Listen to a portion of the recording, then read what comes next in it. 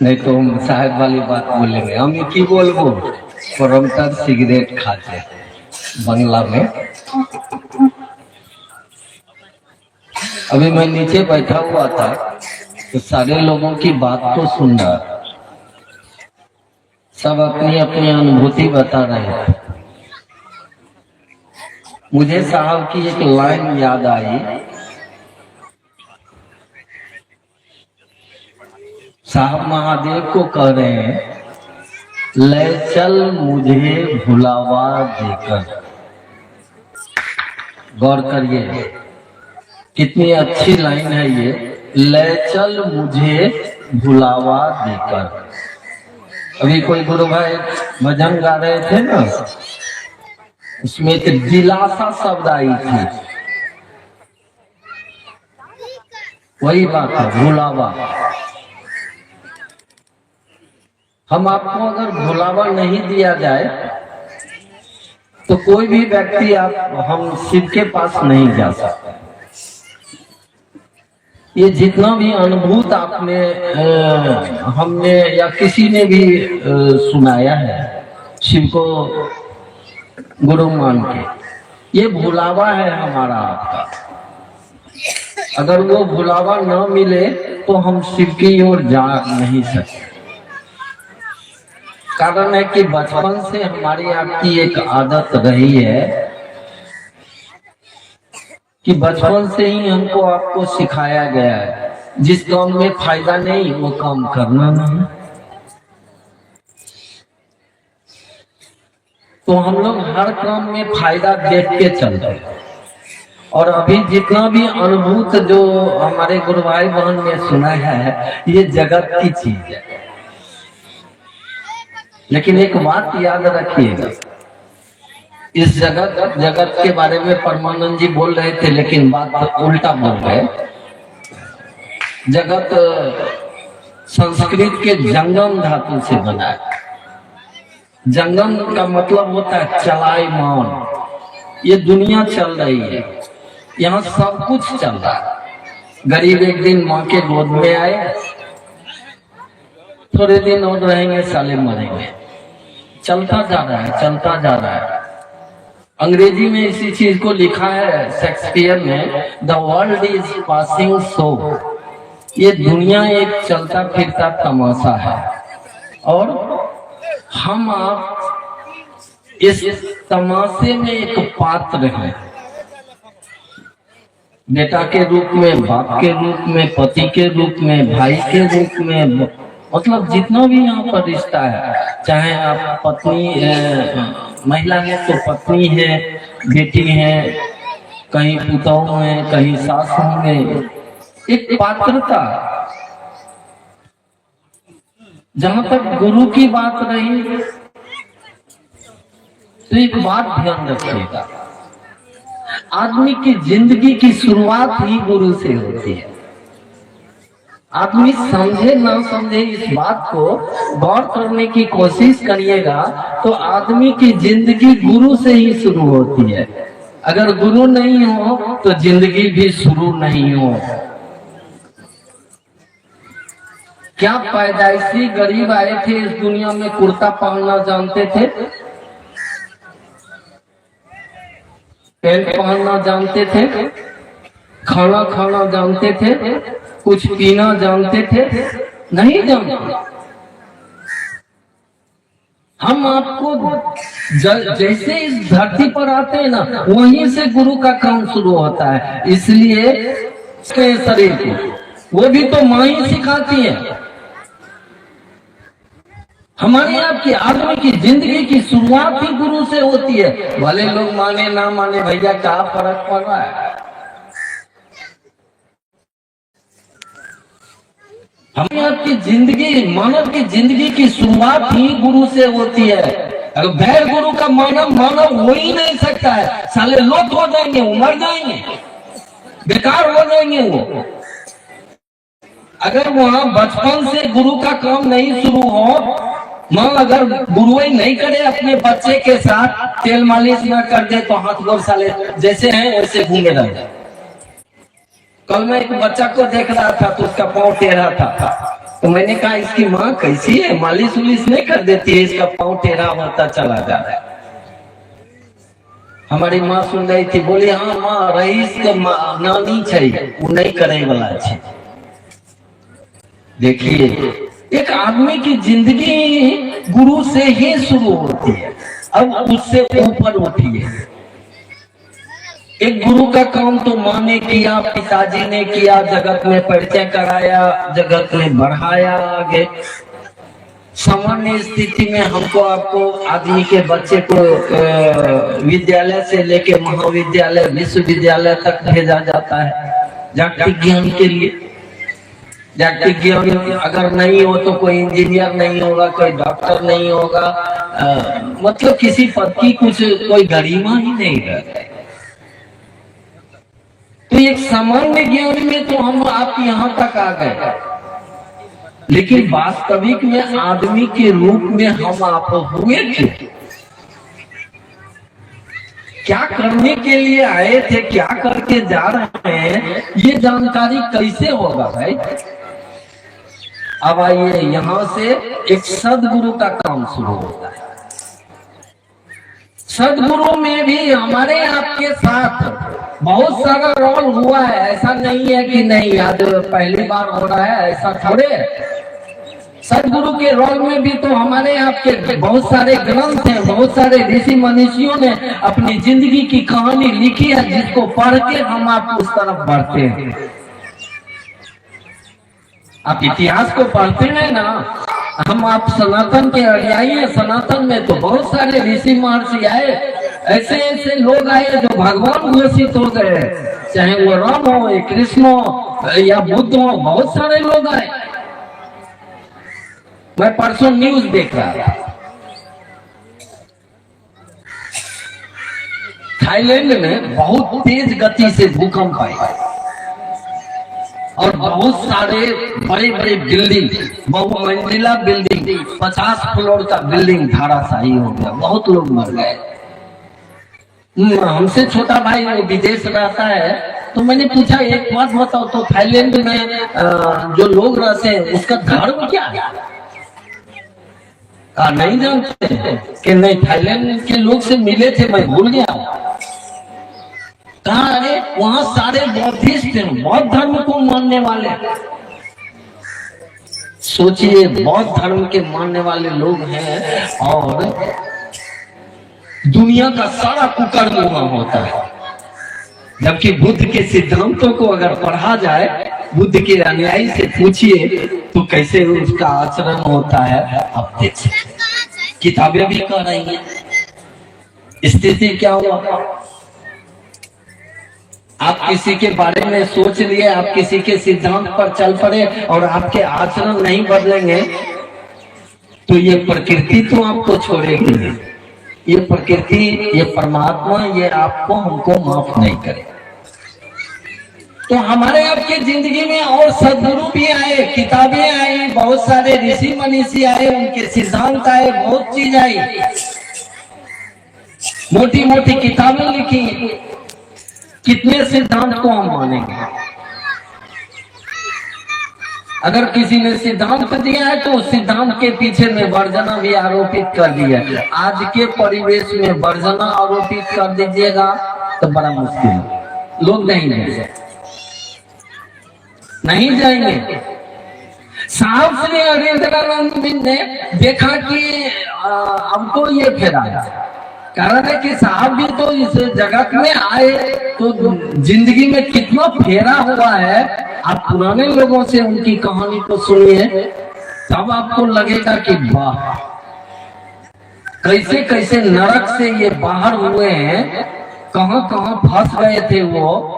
श्मशान और कब्रिस्तान में अन्य गुरुओं के साथ शरीरी गुरु तो साहब बोले कि 40 आदमी तो शरीर में आया, उसके बाद आसमान से भी और शरीरी सत्ता भी मेरे साथ में गुरुओं किया, जब बड़ा धोखाधड़ी भी हुआ। हम आप गौर करिए, हम आप किसी भी चीज से यहाँ वंचित नहीं है।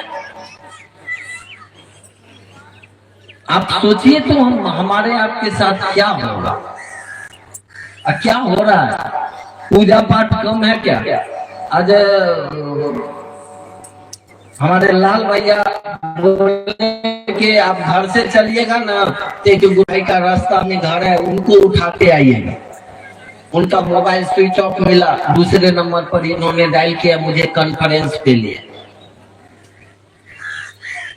बात हो रही थी, मैंने कहा चलिएगा, कार्यक्रम है, आप ही के जिला में है तो चलिए ना। नहीं भैया हमारा फुर्सत नहीं होते, हमें तो आज भगवती को पूजा है, हमें उछोड़ के केना। ये भैया 11 साल मैंने भगवती की पूजा की है। जो खेल बेल हम किए हैं, उस खेल बेल में आप आ जाइएगा तो डर उड़ के भाग जाइएगा। बहुत सारे लोग हैं मेरे साथ में चलने वाले लोग हैं। ये संगीता है, बैठी हुई है, रात के 1 बजे में इसके घर से मैं अपना घर जाता था साइकिल से, और रास्ते में क्या मार मारा है मुझे। आदमी ने नहीं मारा है, आसमान के लोगों ने, प्रेतों ने मारा है, पटक के मारा है मुझे। इसलिए कि उससे पहले मैं प्रेतों के साथ भी बैठता था मसान में, कब्रिस्तान। भैया भगवती का साथ आप कर लीजिएगा। भगवती के पुजारी जो शिव से नहीं मिले, उनकी अंतिम गति को आप पढ़ लीजिए किताबों में, आपके रोंगटे खड़े हो जाएंगे, भाग जाएंगे आप। बिना से शिव से मिले कोई भगवती से मिलेगा, इतना आसान है। मैंने भी सोचा था, जब शिव से मिला तो अपने शिव को मैंने कहा कि आप अपने भगवती से हमको मिला दीजिए, और उन्होंने मिलाया। उन्होंने मिलाया।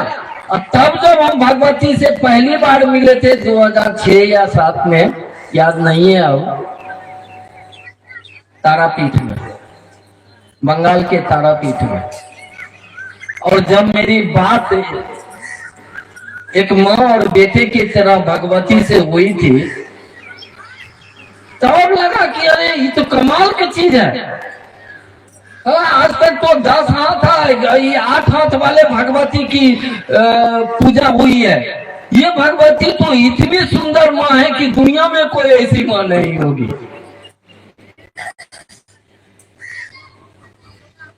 भगवती को भी जानने के लिए, भगवती को तो लिखा गया है मार्कंडे पुराण में। मार्कंडे ऋषि लिखते हैं भगवती के बारे में कि ये भगवती कौन है, तो वहां लिखा गया है शंभु भार्या। ये शंभु की पत्नी है, मतलब शिव की पत्नी है।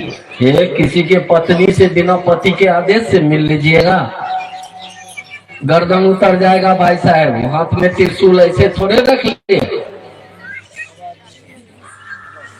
एक बार नहीं, साहब को पूछा गया कि महादेव को तो भोला कहा गया है, हाथ में त्रिशूल नहीं रखे हैं। साहब ने कहा चुम्मा लेने के लिए।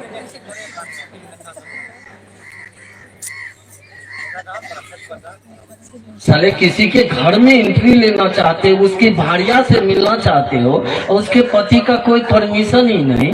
ए भैया शिव से मिल लो ना। शिव अगर आ गए ना, एक बात का वादा मैं करके जा रहा हूं, भगवती तो आनी है। और सुन लीजिए, शिव का आदेश हो जाए तो पहली भगवती ही आपसे मिलेगी। आज शिव का आदेश बेगूसराय के इस प्रांगण में मिला कि हरिंद्र तुम जो करते हो लोगों को करने को कहो। क्या हुआ? हुआ क्या? देखिए उस आदेश में भगवती कैसे आ रही है, और उस भगवती को आने के लिए सबसे पहला सूत्र आप पढ़ लीजिए। बड़ी शिव चर्चा अथी के शिष्यानुभूति के बेगूसराय में तो बहुत विद्वान है। 2004 में मैं पहली बार देखा था, ये बलिया का एक था, वो बदलू क्या नाम था, 1600 से शिष्यानुभूति याद था उसको।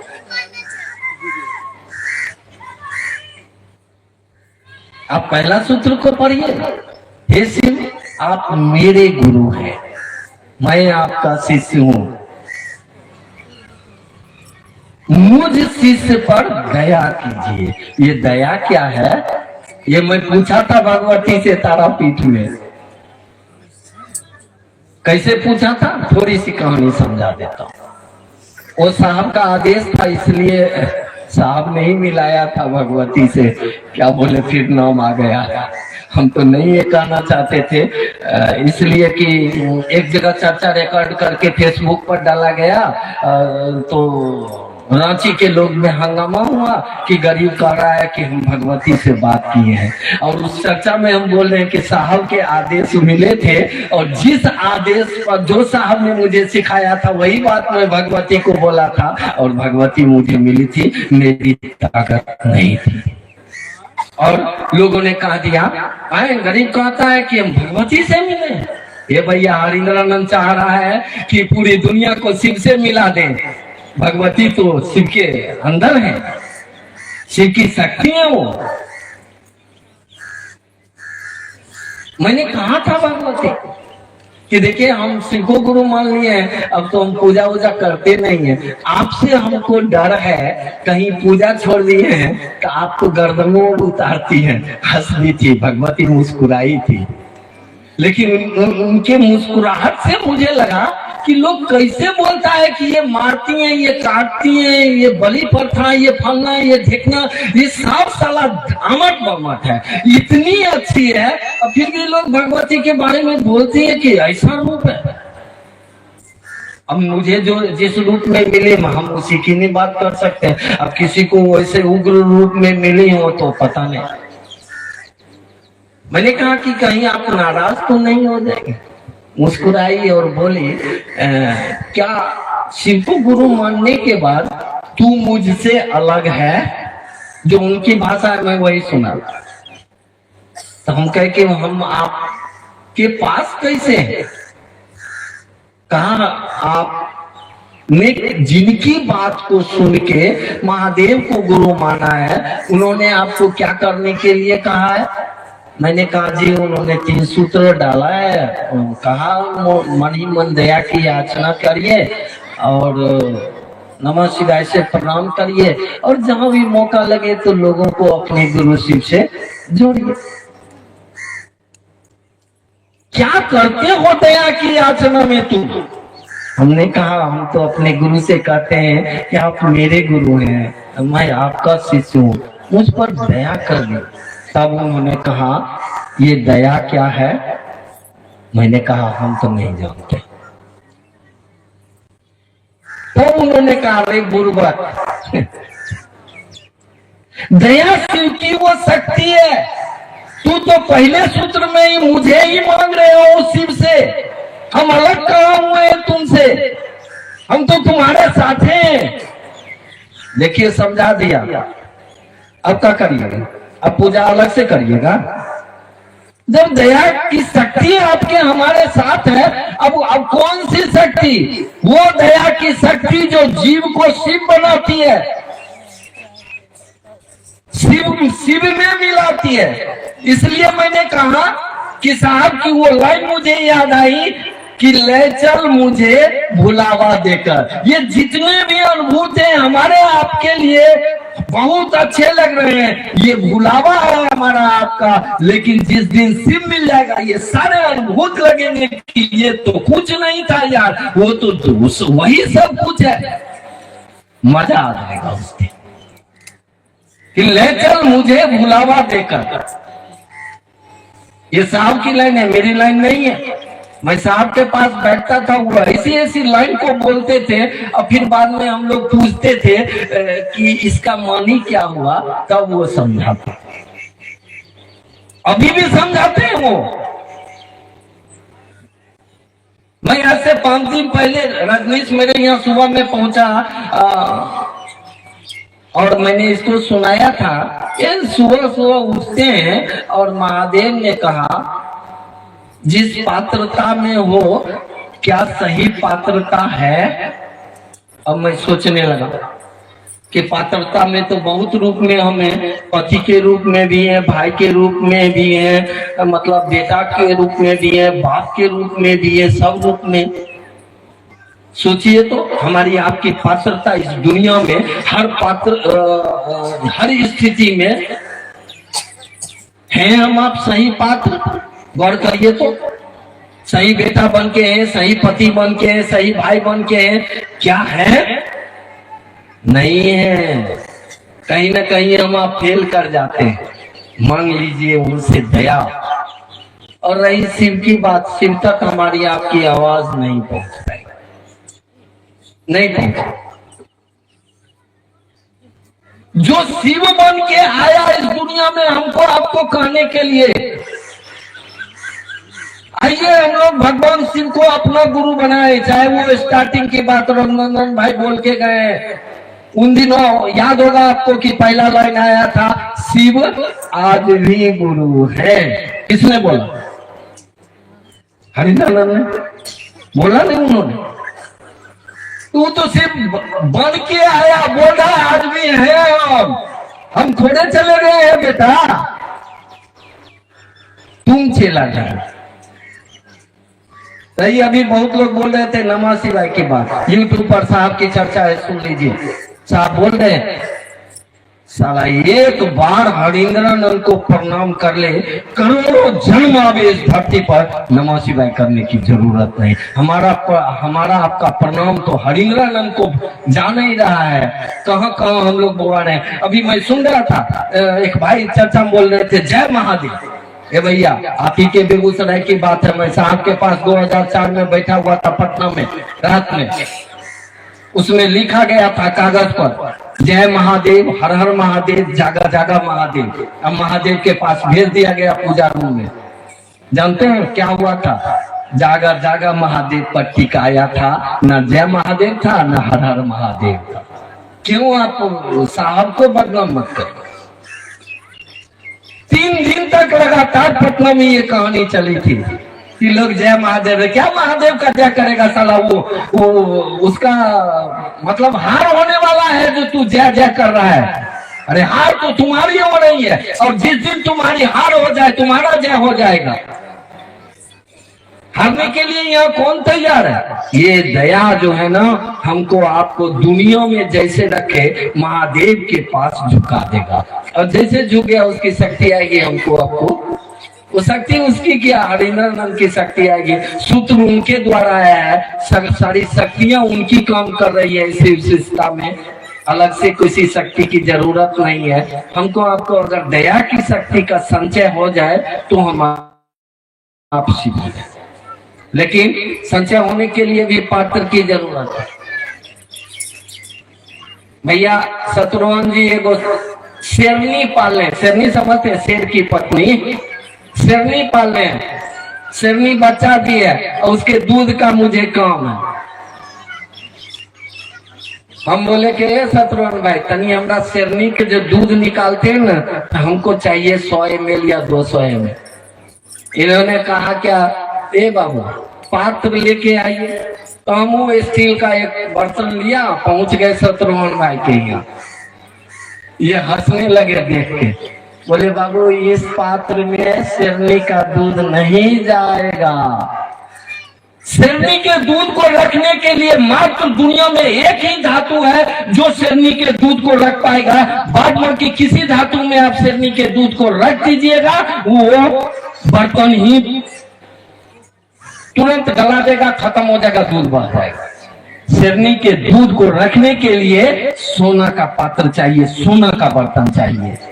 शिव की दया को रखने के लिए भी हमारे आपके अंदर में साहब और दीदी की दया रूपी बर्तन चाहिए, तभी हम आप रख सकते हैं।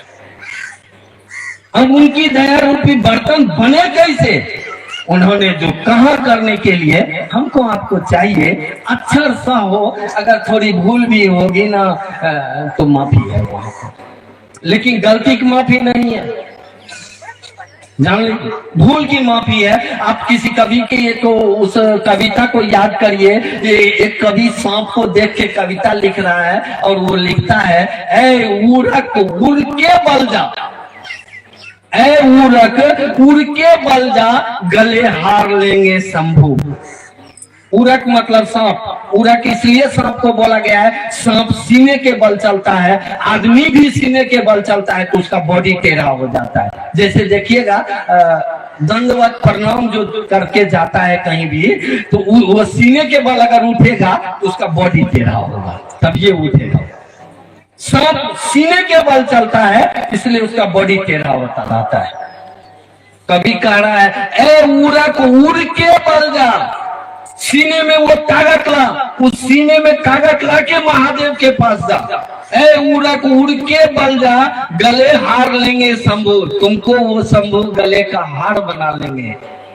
फिर कह रहा है, अब शब्द अर्चना का सुधार लेंगे शंभू। यहां गौर करने वाली बात है, अगर तुमको जमाने में किसी को डस लिए हो, किसी को कुछ किए हो ना, महादेव के पास चले जाओगे ना, सब माफी हो जाएगा। कह रहा है, अब शब्द अर्चना का सुधार लेंगे शंभू। अगर हमसे अब से किसी शिव चर्चा में मतलब किसी के पास हम लोग कुछ ऐसा भूल हो गया है, जिस भूल के कारण लोग टूट गया है, वो सुधार लेंगे। वो महादेव का काम है, हमारा आपका काम नहीं, वो साहब जी का काम है। कहने वाला कह रहा है, अब शब्द अर्चना का सुधार लेंगे शंभू। फिर कह रहा है, दिल से पुकारोगे उबार लेंगे शंभू। अरे दिल से जिस दिन हरिंद्रानंद जी मीरामानंद को पुकार दिया, अरे ये छोटी छोटी अनुभूति क्या कि मेरे बच्चे ठीक हो गए, मेरे पति ठीक हो गए, ये हो गए वो साहब दीदी तो हम ही को ठीक करने आए, हम ही आपको शिव बनाने आए। चलिए देखता हूँ और कुछ है।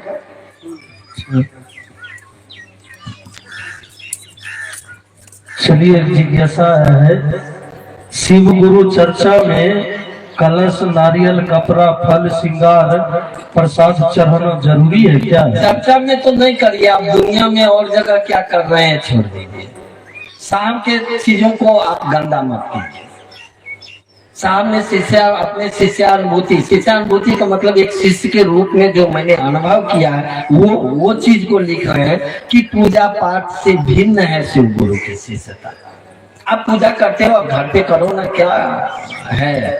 आप इतना दिन किए तो क्या कर लिए, और कर लीजिएगा तो क्या कर लीजिएगा। लेकिन शिव चर्चा अगर कर लिए हैं, आप शिव से किसी को जोड़ लिए हैं, तो खुद भी उतना देर के लिए जुड़े हैं और अगले को भी मदद कर दिए हैं, तो दोनों का बेनिफिट आपको मिले। तो इस शिव चर्चा में ये सब नहीं करिए।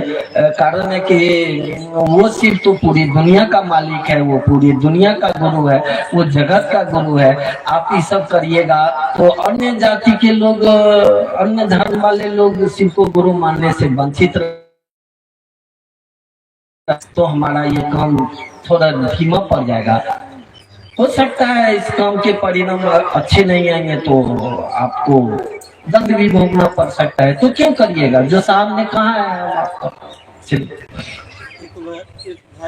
कर भेजे हैं कि हम मांस मछली खाते हैं, क्या शिव का शिष्य बन सकते हैं? बिल्कुल, लेकिन एक बात है, अभी आप जो बोल रहे हैं हम मांस मछली खाते हैं, तो जब तक आप बोल रहे हैं कि हम मांस मछली खा रहे हैं, तो आपका हम उस सजा को भुगतेगा।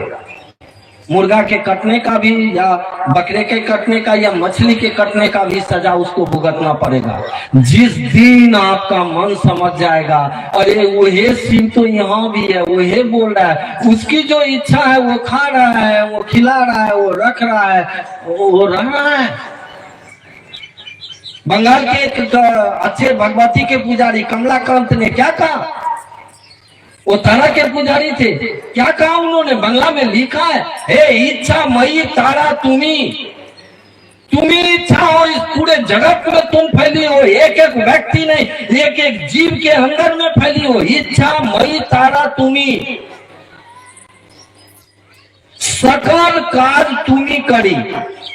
दुनिया में सारा काम तुम कर रहे हो। वो देखिए उसका क्या अनुभव है उस भगवती के बारे में। सकल काज तुम्ही करी, लोके बोले करी हमी।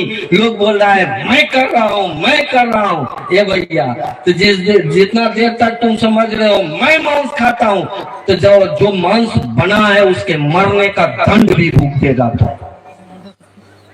याद रखना, यही एहसास तुमको बदल देगा एक दिन शिव, कि वो तुम्हारे अंदर में जो ये स्वर आ रही है, ये कहां से है, कहां से आ रहा है ये स्वर? अरे उसी वो जो ये है इसके अंदर में जो आत्मा है वहीं से ना ये स्वर आ रहा है, तब बन जा रहा है ईश्वर। जिस दिन ये एहसास हो गया हम कुछ नहीं है, जो है सो महादेव है। मैं एक छोटी सी बात सुना देता हूं। बहुत सारे लोग बैठे हुए, रघुनंदन भाई तो बहुत पुराने, साहब क्या नहीं खाते थे बोलिए, और मैं साहब के मुंह से सुना हूं साला इतना मुर्गा मुर्गा खाता है, आज तक हमने अब कभी अपने जुबान पर मुर्गा रखा ही नहीं, मुर्गा खाया ही नहीं।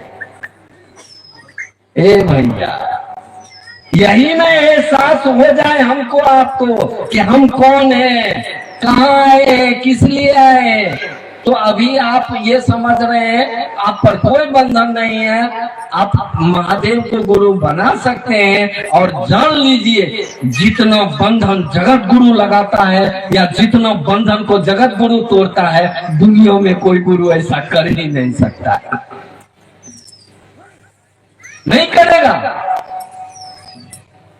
आप देख लीजिए कि आपके जाति के बंधन, आपके वर्ण के बंधन, लिंग के बंधन सब धू धू करके जल रहा है, उसकी चिता जल रही है। कोई किसी को नहीं पूछे दीदी तो खीर खाए के लो कि मछली रोटी खाए के लो, तो फलना जाए छो कि ढकना जाए छो, पूछे।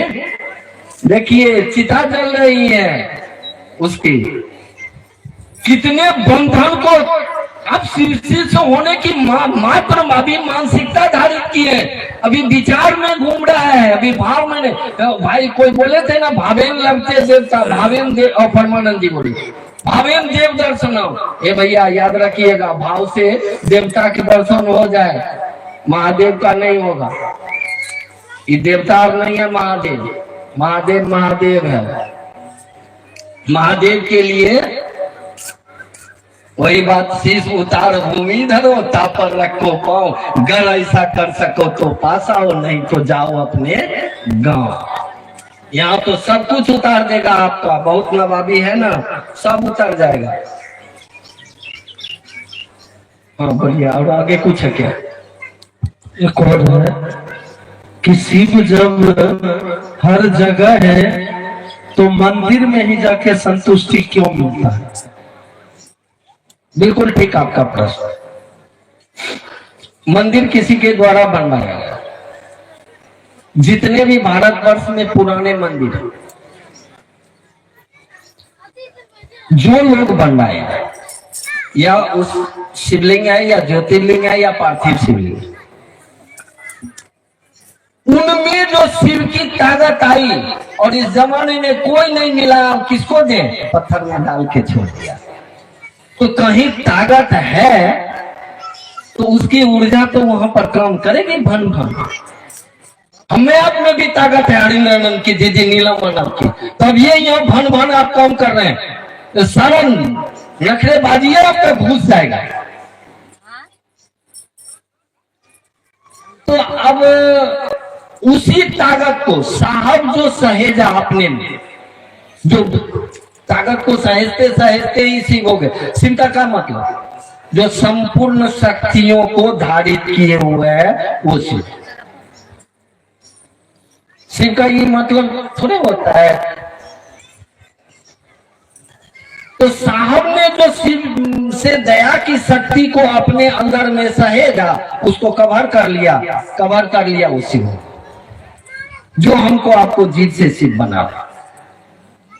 क्या था आपका प्रश्न? मैं फिर बोल गया, भूला गया।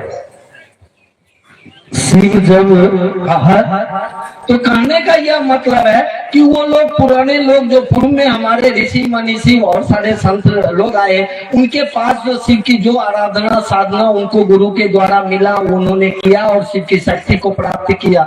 जब शरीर छोड़ने लगे तो देखे इसको कहाँ रखेंगे, पत्थर से बढ़िया कुछ नहीं होगा, पत्थर में डाल।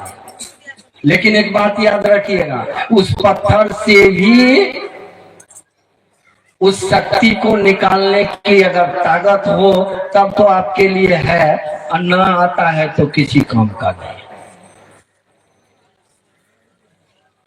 शीर्षे से निकाल लेगा थोड़े दिन में, वो कला सीख जाएगा, उसको सिखाने की जरूरत नहीं है, सीख जाएगा। इसलिए कि अगर साहब की धारा में चलेगा वो शक्ति को वहां तोड़ देगा और निकालेगा। हमको कहिएगा आप खड़ा होइए, हम तोड़ देते हैं उस शक्ति को और शक्ति निकलेगी, आप पर अटैक होगा। जिस मानसिकता में आप रहिएगा वो एक होगा। ये हमने साहब से सीखा। कैसे होता है इसका भी विज्ञान में साहब से होगा। छोड़िए, उस पर नहीं जाएंगे। तो मंदिर में क्या होता है कि वहां पर उसकी शक्तियां जो घूम रही जो हैं, वहां पर जाने के बाद क्या होता है, हमारे आपके मन मस्तिष्क पर या हृदय पर उसका थोड़ा प्रभाव पड़ने लगता है। तो थोड़ा हमारा आपका मन जो जगत में इतना चलायमान है वो धीरे धीरे लगेगा कि सुकून महसूस हो रहा है। मतलब जगत की चीज को थोड़ी देर के लिए आप भुला जाइए। इसका और भी विज्ञान है, मैं बोलूंगा नहीं। तो वहां थोड़ा सुकून होता है। आप शिव चर्चा में भी बैठिए ना, मैं बताऊं, एक आदमी को कैंसर था, पटना की घटना। वो आके गिरा में कहा, सुनो, साहब ने कहा एक लगातार मेरा महोत्सव है। फिर कहते हैं महादेव का महोत्सव है, तुम 11 महोत्सव में लगातार भाग लो। और बताऊं, 11 महोत्सव में भाग लिया कर कैंसर ही गायब हो गया। डॉक्टर के पास दिखाने के लिए गया तो उसका कैंसर है नहीं। ए भैया, यहाँ भी शिव की ऊर्जा काम कर रही है। अगर ना काम करे तो कौन क्या बोलेगा यार। वो साहब दीदी की ऊर्जा हमें आप में आती है और जाती है। लोगों के बीच में उसका बिखराव होता है, लोगों के दिल दिमाग में ये चीज बसता है। चलिए और कुछ देखिए, भैया जानने के लिए चाहता हूँ, शिव किसको प्यारा है? शिव के प्यारे कौन? शिव किसको प्यारा है? शिव भगवती के प्यारे, शिव के प्यारे हम आते हैं। इसलिए कि उसी भगवती मतलब शक्ति, और पूरी दुनिया के बारे में कहा गया है या शक्ति शिवस्य शक्ति।